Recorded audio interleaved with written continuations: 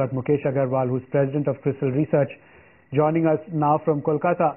Mukesh, to begin with, this report that you've put out, could you briefly take us through the key findings of the report on corporate revenue growth and profitability that you say is hitting a 6-quarter low? Tell us what the main reasons for this projection you've made are.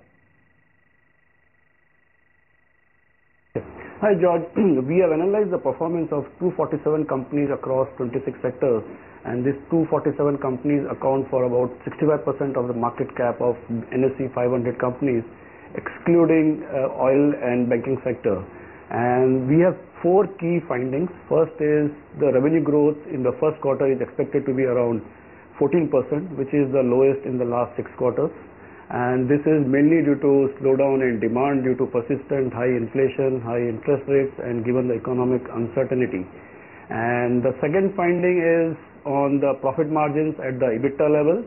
On a quarter-on-quarter basis, we expect the margins to remain flat, wherein if you compare flat at around 19 to 20%, but on a year-on-year basis, we expect the margins to decline by around 100 to 150 basis points. This is mainly again because of rising interest costs and input costs.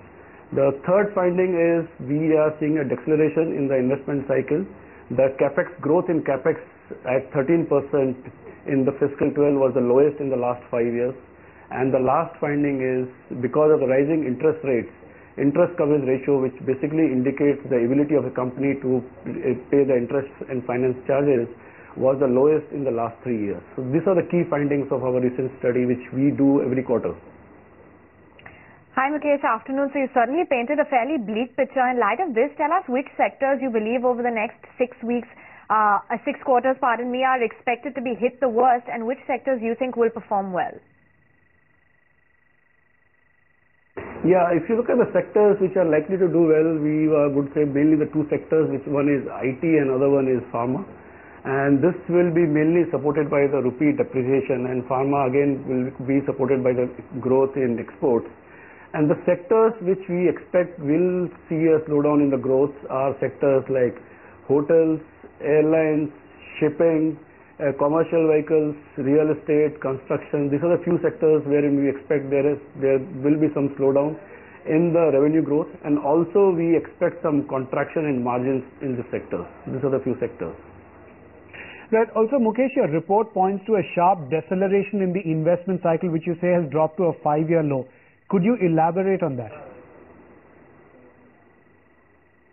Yeah, what we have done is we have looked at the gross fixed asset formation of the companies which we have analyzed over the last 5 years, and the capex growth in the last fiscal was at 13%, which is the lowest in the last 5 years. Even post-Lehman crisis, the growth in capex was higher.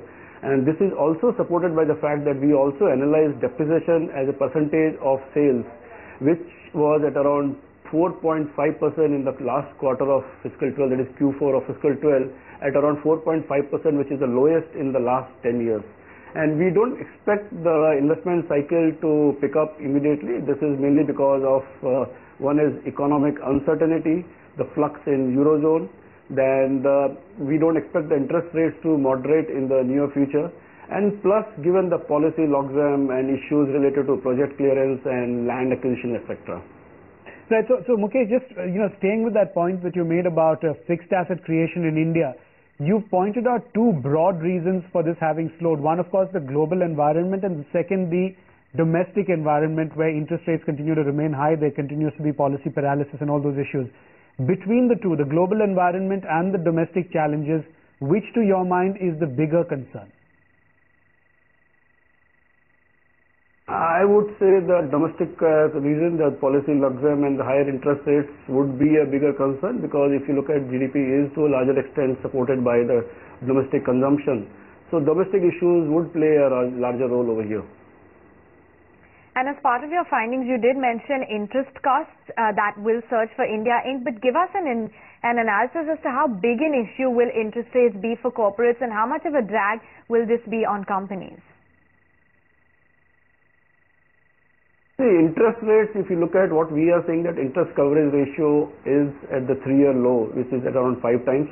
But still, it is not a concern, because if you look at the debt equity ratio, which is generally called as gearing of all this 247 companies which we have analyzed, is still at around 0.5 times, which we are talking as a gross debt.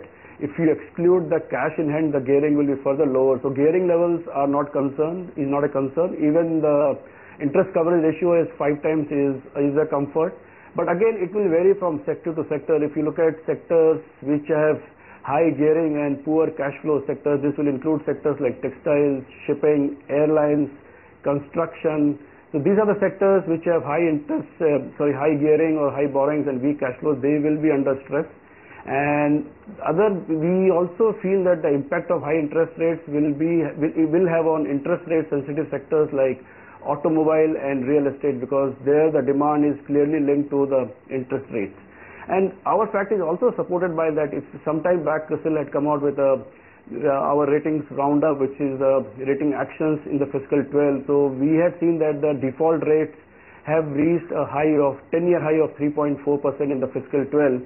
And plus, we have also come out with a study which shows that we expect the restructured assets to be around 2 lakh crores in the fiscal 12 and fiscal 13.